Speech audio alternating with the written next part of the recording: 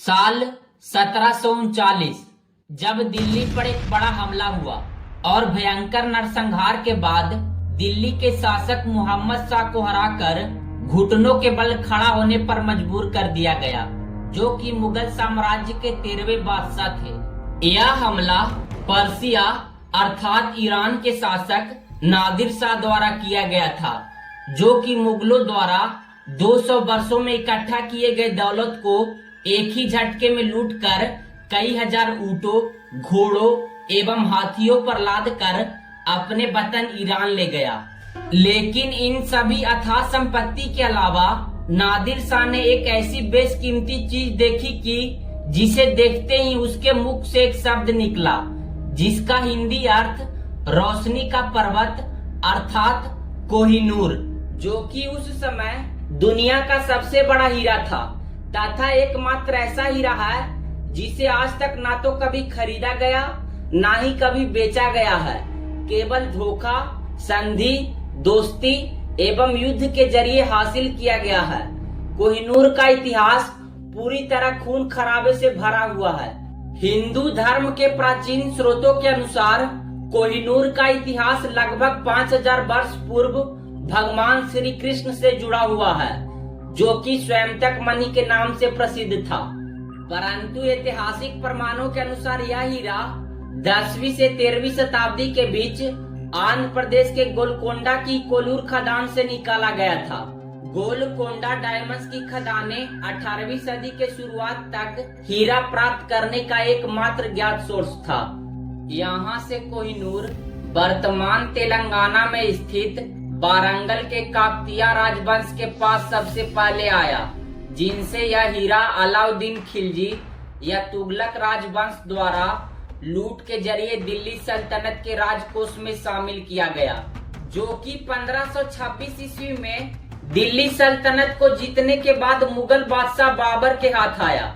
उस समय तक कोहिनूर का वर्तमान या कोई खास नाम नहीं होने की वजह से इसे बाबर का हीरा कहा जाता था।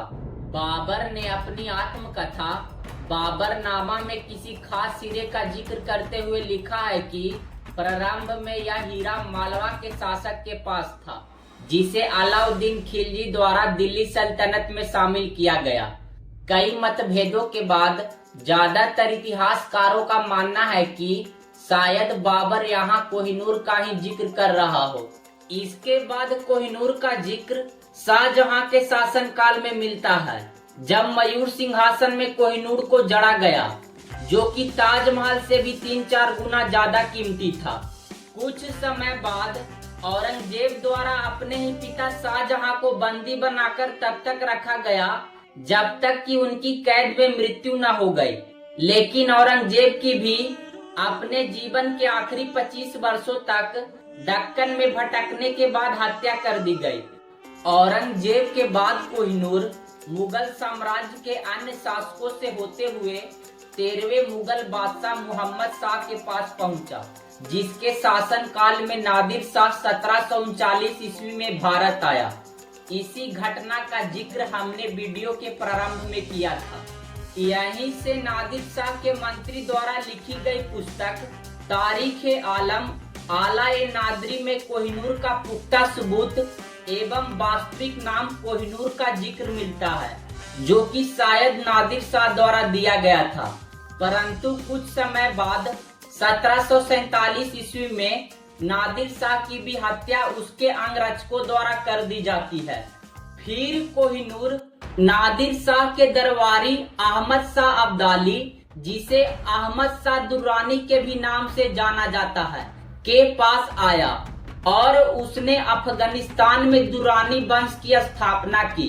परंतु कुछ समय बाद दुर्रानी वंश के आपसी झगड़े में अहमद शाह अब्दाली के तीसरे पोते शुजा शाह दुर्रानी का तख्त 1809 ईस्वी में छिन गया, लेकिन वह कोहिनूर को किसी प्रकार बचाकर अपने साथ लाहौर ले आया, जहां सिख साम्राज्य के संस्थापक महाराजा रणजीत सिंह को शुजा शाह दुर्रानी ने अपनी रक्षा एवं अफगानिस्तान की गद्दी दोबारा हासिल करवाने के बदले कोहिनूर दे दिया तथा महाराजा रणजीत सिंह ने भी आगे चलकर दुर्रानी से किए वादे को पूर्ण किया।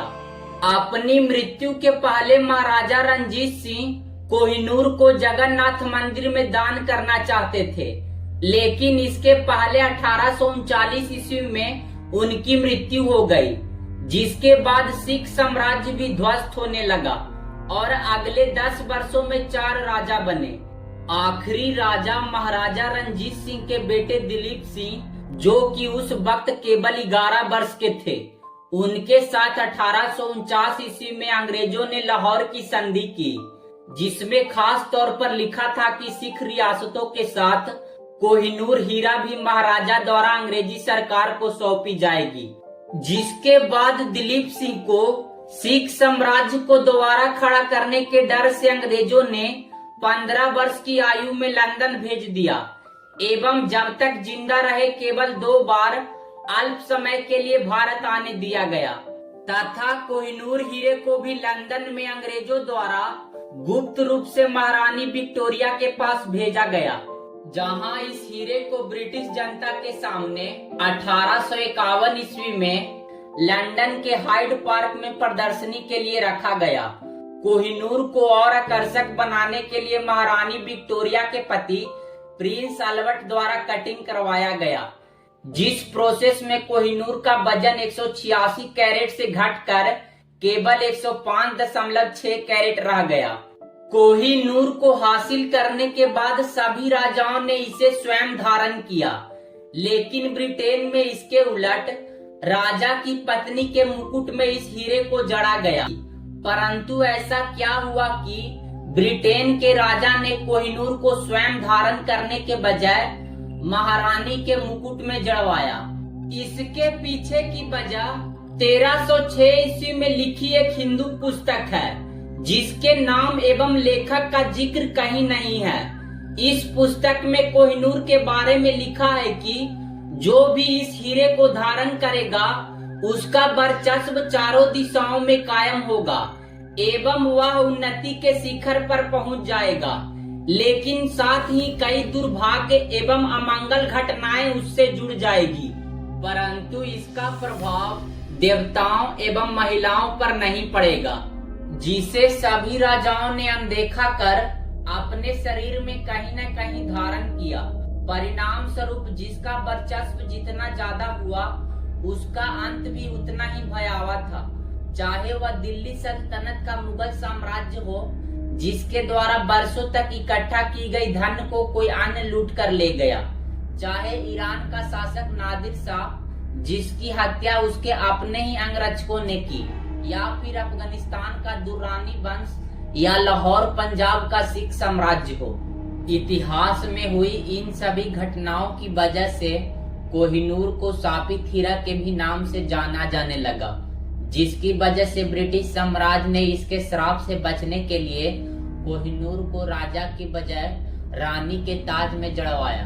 तब से यह हीरा उसी ताज में जड़ा हुआ है, जो कि वर्तमान समय में टावर ऑफ लंदन में रखा है, जिसे अब कोई महारानी नहीं पहनती है।